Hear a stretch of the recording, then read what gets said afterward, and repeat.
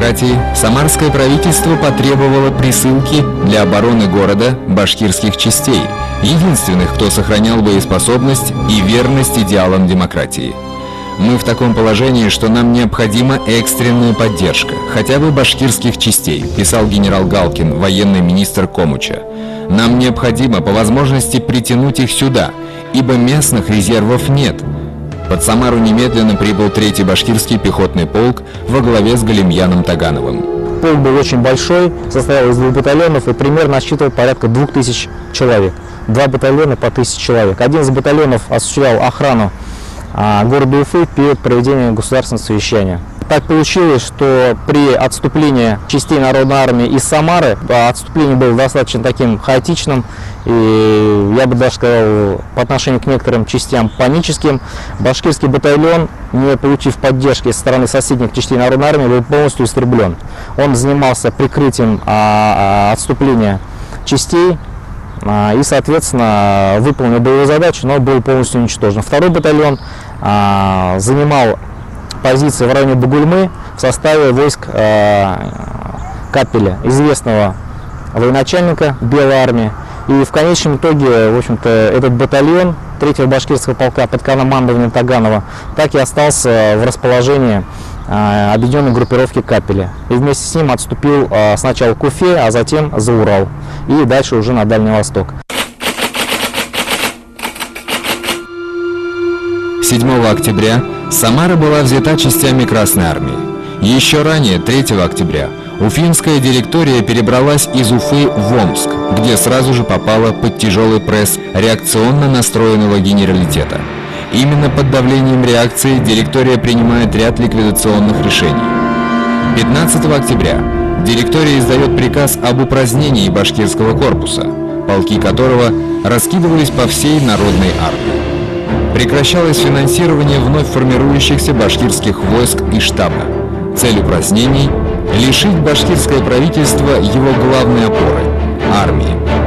Наконец, 4 ноября 1918 года директория или Временное всероссийское правительство принимает постановление об упразднении Комуча, башкирского и других областных правительств. Для управления башкирским населением учреждается должность главноуполномоченного по делам Башкирии, то есть назначаемый сверху губернатор. Цель благая – объединить все силы и ресурсы для борьбы с большевизмом. Но верны ли методы? Вот в чем вопрос. В этот же день из Владивостока прибывает адмирал Колчак. Казалось бы, подарок судьбы. Именно такой и нужен. Жесткий, бескомпромиссный. Его немедленно назначают на должность военного министра. В ночь на 18 ноября 1918 года произошел военный переворот. Были арестованы все социалисты, члены директории Временного правительства России. Мавр сделал свое дело, думали сибирские генералы, не понимая, что легитимное всероссийское правительство было единственным скрепляющим материалом для разношерстного белого движения. Военные, капиталисты, монархисты рукоплещут. Вот теперь Александр Васильевич наведет порядок и выметит большевиков поганой метлой. Но в патриотическом угаре не замечают одного – антибольшевистский фронт окончательно раскалывается на части. Колчака отказываются признавать сибирские партизаны, казаки атамана Семенова, крестьянство, не желающее служить кому бы то ни было, и, конечно же, рабочие. Но самый непримиримый враг диктатора – эсеры и прочие социалисты, чей лозунг звучал просто и ясно – ни Ленин, ни Колчак. Они организовали подполье, вели агитацию, срывали мобилизацию. При этом эсеры оставались самой популярной партией России. Плохо было еще и то, что подавляющее большинство чехословаков также были социал-демократами. После переворота Колчака они просто устранились от внутрироссийских проблем. Как отнеслось башкирское правительство на произошедшие события? Кажется, башкиры единственно сохраняли верность идеалам белого движения. Валидов отбивает в Омск телеграмму. В тягчайшую минуту исторической жизни государства российского весь народ башкирский сознательно несет все свои силы и жизнь на алтарь Родины. Выражаем убеждение, что всероссийская верховная власть, которую поставила целью возродить свободную и великую Россию, не совершит ошибок прошлого и не оттолкнет от себя маленького народа, который бескорыстно и рыцарски идет добровольно в ряды борцов за недалекое будущее Родины. Но ошибки прошлого совершены все же были.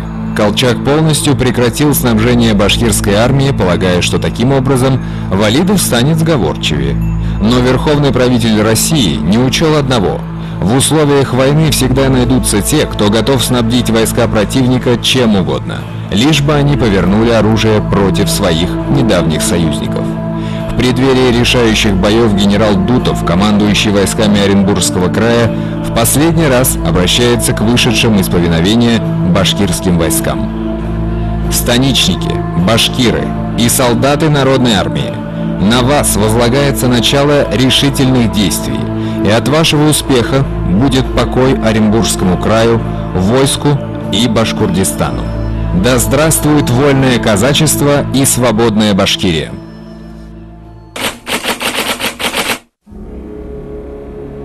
Башкирское правительство, конечно же, отказалось выполнять приказы Колчака и командующего Оренбургского округа генерала Дутова о прекращении своей деятельности.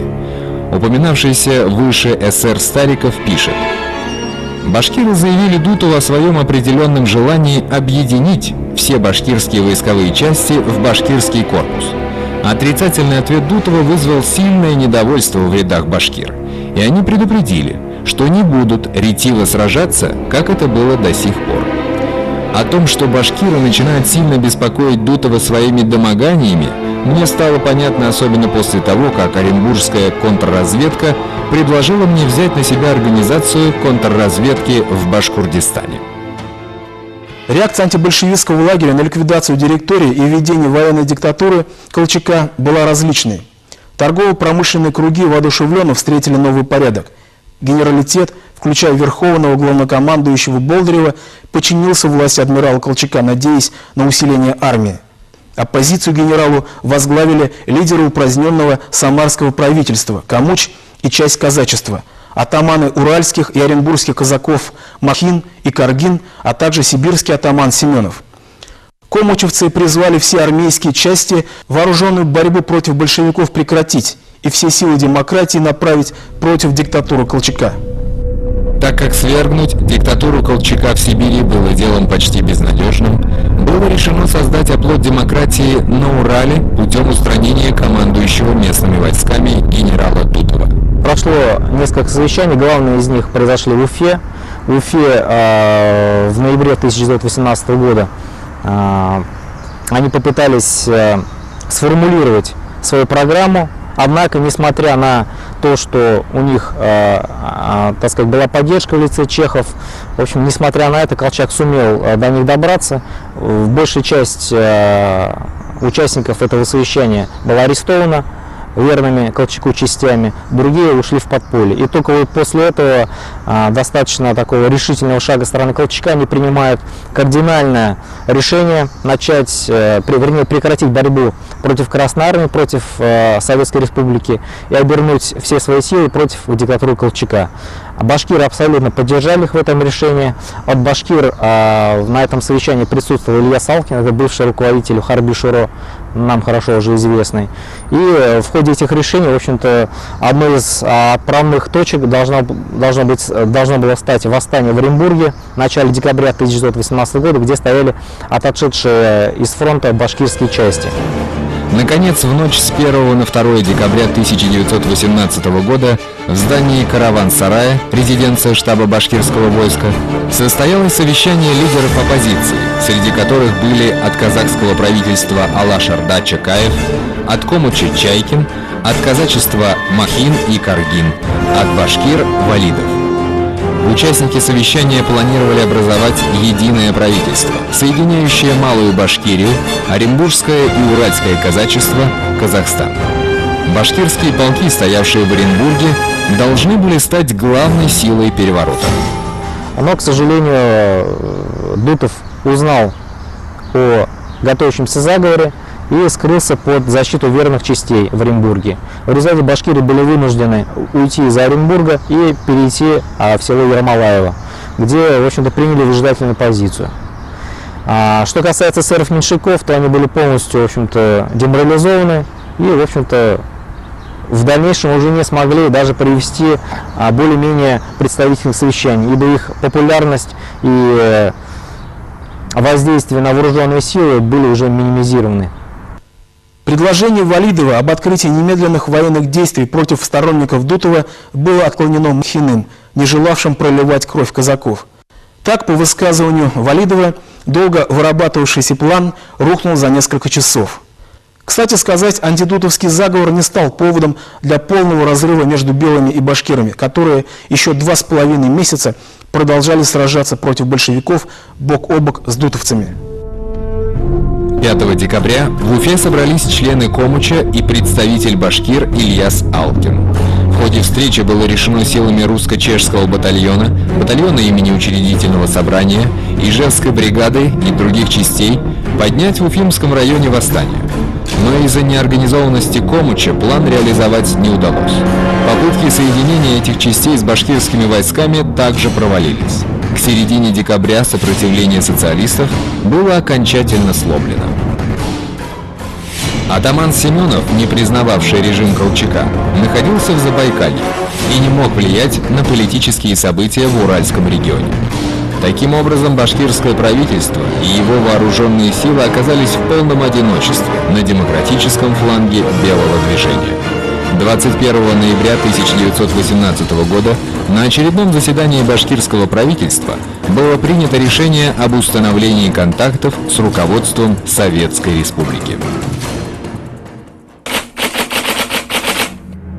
Взбешенный действиями башкирского правительства генерал Дутов, однако, ничего предпринять против последнего не мог, так как для ареста Валидова и его соратников необходимо было разгромить башкирские части.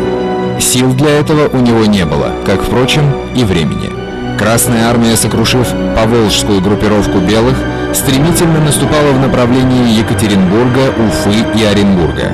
Опасаясь потери важнейших опорных пунктов региона, белое командование перебросило из Сибири свежие части. На перехват быстро двигающихся дивизий противника белое командование направило башкирские части. Оно, несмотря на игнорирование башкирским правительством приказов верховного правителя Колчака, а также на попытку ареста генерала Дутова, все же возлагает на башкирские войска определенные надежды. А куда было деваться? Фронт рушился, и кому-то его нужно было удерживать. Башкирское правительство, хотя и приняло решение об установлении контактов с Советами, все же в тот момент, вероятно, не слишком надеялось на удачный исход дела, а потому собиралось всеми силами биться с большевиками. В этот момент белым нужно было всего лишь проявить небольшую долю такта, чтобы удержать башкир и другие народы в своих рядах. Но генералитет вообще был против всякого рода особых частей в армии. Еще 1 ноября 1918 года верховный главнокомандующий войсками директории генерал Болдырев в своем дневнике сделал запись. Опять приставали эстонцы со своей национальной армией. Отказал наотрез. Ленин буквально рукоплескал белому генералу. Ведь, призная он автономию Эстонии, Красный Петроград тут же пал бы под ударами эстонских частей. Колчак упорно отказывался признавать суверенный статус Финляндии и прибалтийских республик, несмотря на их неоднократные обращения. Аналогичные позиции занимал командующий вооруженными силами Юга России генерал Деникин, который категорично отвергал любые попытки народов Кавказа добиться создания собственных республик. Английский советолог Эдвард Карр писал: «Генералы, воспитанные при царях в панроссийских традициях, отвергали какие-либо уступки угнетенным нациям. И в пограничных областях, где преобладали нерусские элементы и где шли решающие бои гражданской войны, этот фактор сильно способствовал победе советской власти». Словом, к решающему моменту борьбы антибольшевистский фронт подошел заметно ослабленным. От белых сначала откололось их демократическое крыло, а затем национальное движение народов России.